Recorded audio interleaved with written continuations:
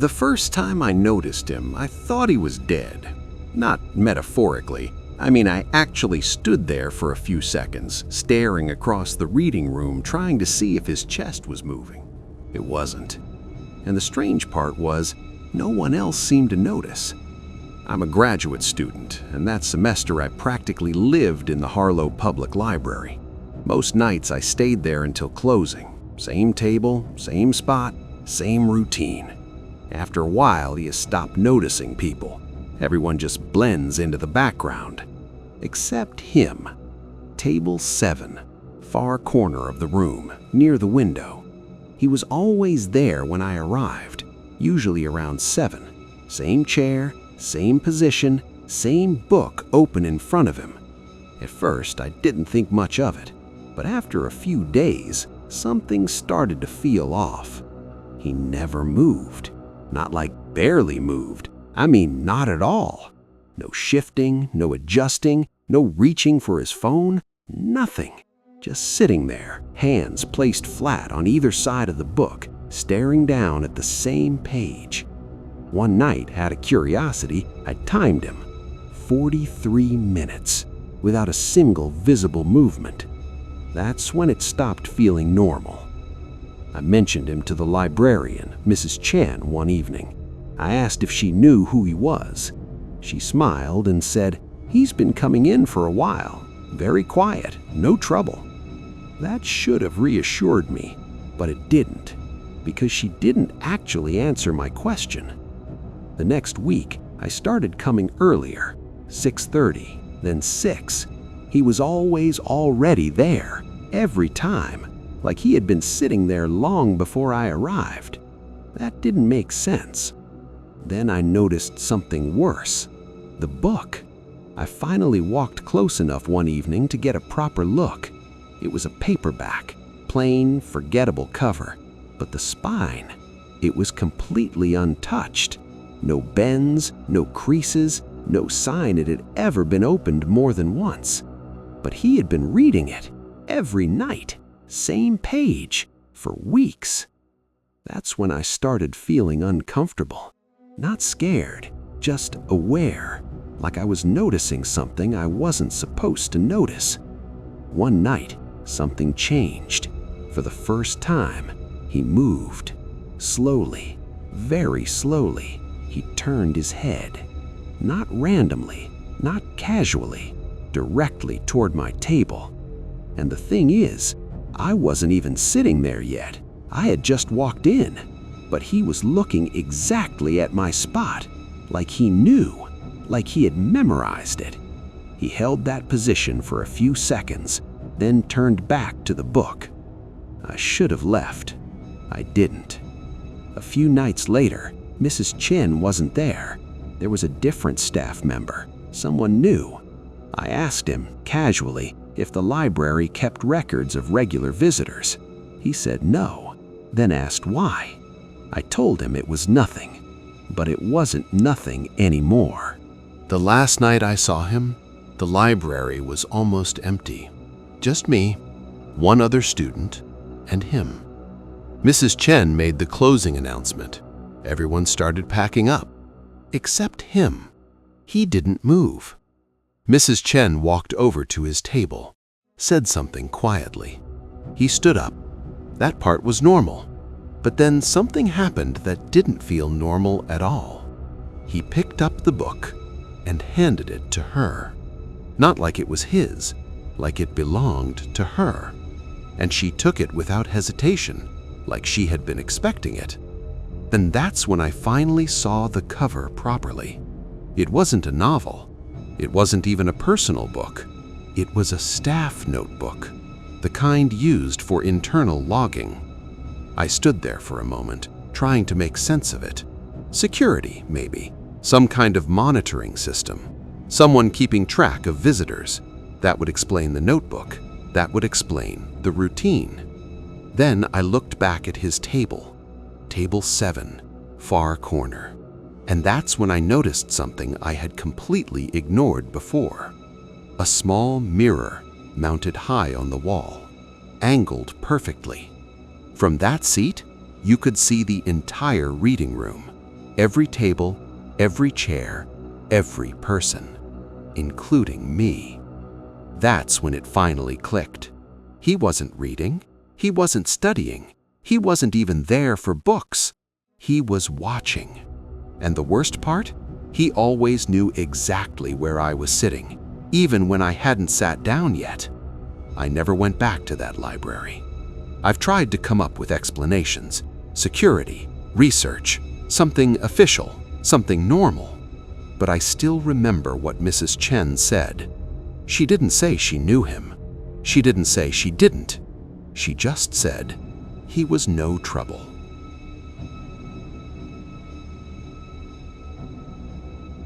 The first time I noticed it, I told myself the elevator was just malfunctioning.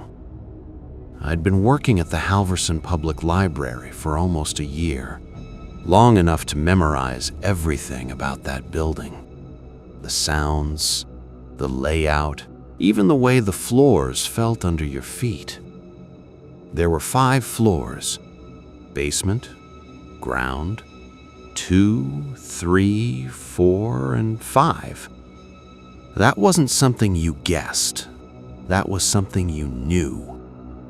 So when the elevator stopped between 4 and 5 one evening, and the display above the door lit up with the number 6, I didn't panic. I just assumed something was broken. The doors didn't open. It paused for a few seconds, then continued like nothing happened. I mentioned it casually to a coworker. She didn't even look up. "Old building," she said. "Stuff glitches." That should have been the end of it. But it wasn't, because it didn't happen again right away. It waited. About 3 weeks later, I noticed a pattern. It only happened when I stayed late, after 8, when the building got quiet, when the noise dropped just enough that you could hear things you weren't supposed to notice.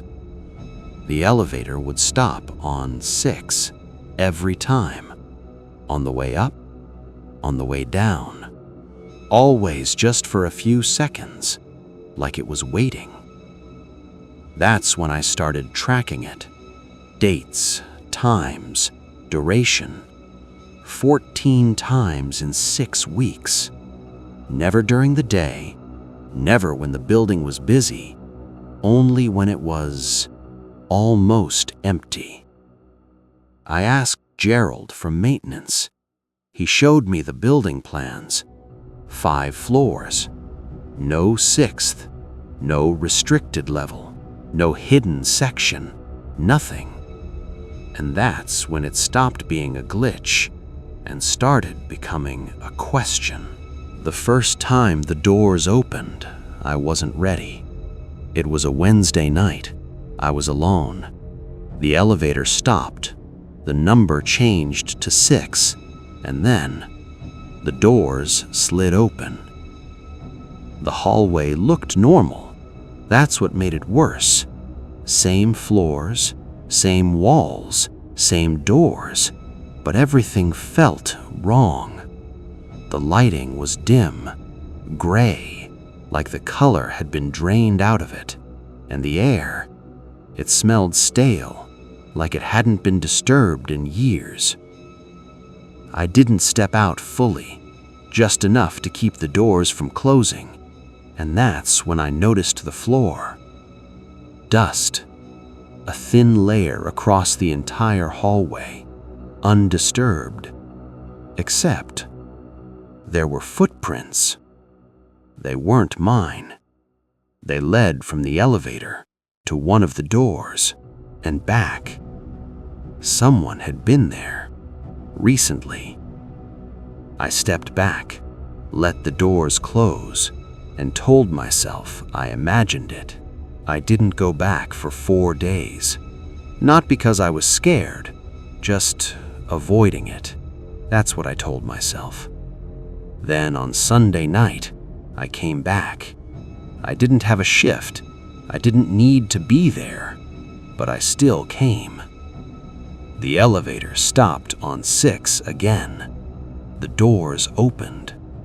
This time, there were more footprints, overlapping, back and forth, multiple trips, like someone had been walking that hallway again and again. And one of the doors was slightly open, just a few inches. At first, I thought it was silent. Then I realized it wasn't. There was a sound, very faint, very steady, breathing, slow, calm, deliberate. And then something hit me all at once. Whoever was inside that room had heard the elevator, had heard me, and had gone quiet. Not because they were scared, but because they were listening, waiting for me. I didn't move. I didn't step forward. I didn't even breathe properly. I just pressed the button and let the elevator doors close. The next morning, I went to Gerald again, told him everything. This time, he didn't brush it off. He just listened, quietly. Then he said something that still doesn't sit right with me. There's no access point above 5. Not there's no 6th floor, not you're mistaken, just no access point. Like something could still exist there. He never followed up, never checked anything, never mentioned it again. That was 6 weeks ago. I don't stay late anymore. I don't take the elevator. I use the stairs, and I always leave before it gets quiet. But 2 weeks ago, something happened. I was shelving books on the 4th floor, and I found one that didn't belong. No barcode scan, no checkout record, no system entry. Just a worn paperback, like someone had been reading it recently. And there's only one way it could have gotten there: the elevator. I didn't report it. I didn't ask questions. I didn't check the cameras, because I realized something. If someone is using that 6th floor, they're not stuck there. They can come down. And if they can come down, then they already know where I work and what time I leave. And maybe they're just waiting for me to stay late again.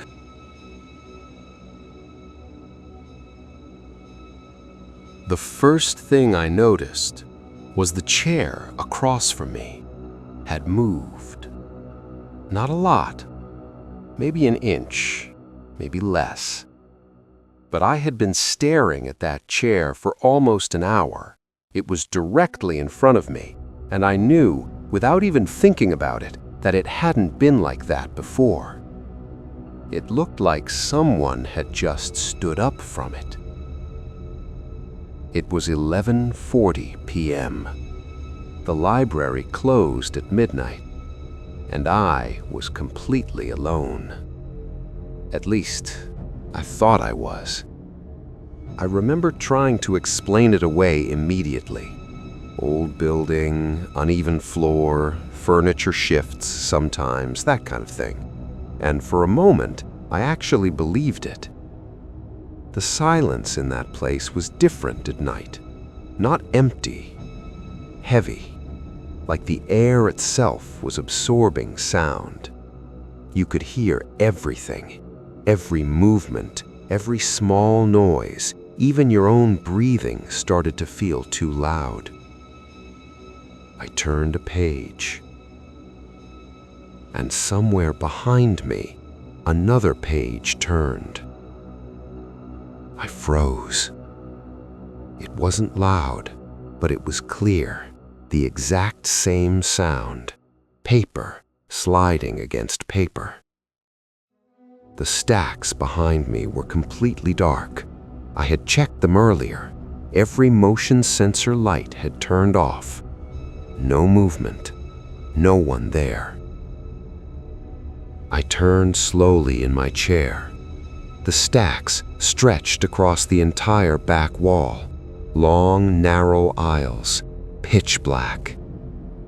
The lights, all green, all idle, nothing moving.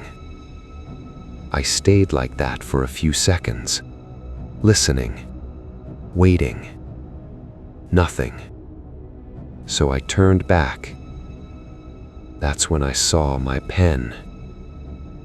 It was on the wrong side of my notebook. I didn't move it. I always keep it on the right, always, without thinking. Now, it was on the left, pointing toward me. That's when the feeling started. Not fear, not yet. Awareness, like something had changed and I hadn't seen it happen. I picked the pen up. My hand was steady, but my chest wasn't. I tried to keep working, wrote a few lines, didn't even process what I was writing. Then the lights came on. One of the aisles behind me, third from the left. The fluorescent lights flickered once, then stayed on. Something had triggered the motion sensor. I stood up so fast, my chair scraped across the floor. The sound echoed through the entire library, too loud, way too loud. I stared into that aisle. Nothing came out. The light stayed on. 1 minute. 2 minutes. It should have turned off, but it didn't, which meant something was still moving in there. Slowly, just enough to keep the lights on. Hello? My voice sounded wrong, small, like it didn't belong in that space. No response. I tried again. Brahm? The light turned off instantly. Not gradually, not after time, immediately. Like whatever was in there had heard me and stopped moving. That's when I knew this wasn't normal. I grabbed my bag, didn't pack properly, just shoved everything in, and started walking, fast. Not running, but close enough.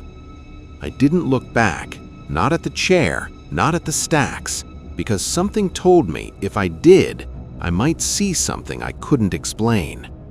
I pushed through the exit doors. The lobby lights were bright, normal, and for a second, I felt safe again. The security desk was empty. I signed out anyway, just to do something with my hands. Then I looked at the sign-in sheet. There was one name above mine, signed in at 9:52 p.m. No sign out. I stared at it for a long time because I knew something. I had checked the entire floor earlier, carefully. There was no one there. And yet, someone had signed in and never signed out. I don't know why I did it, but I wrote a time next to their name, 11:49 p.m., like I was correcting something, fixing a record that wasn't supposed to exist. Then I left. I didn't look back. I haven't gone back since. I've tried to explain it. A student sleeping in the stacks, someone leaving through another exit, something I missed. All of that makes sense, except for one thing, the pen. It moved while I was sitting right there, which means whoever was in that library was close enough to reach my table, close enough to move something without me seeing. And if that's true, then I was never alone in that building. I just never saw them.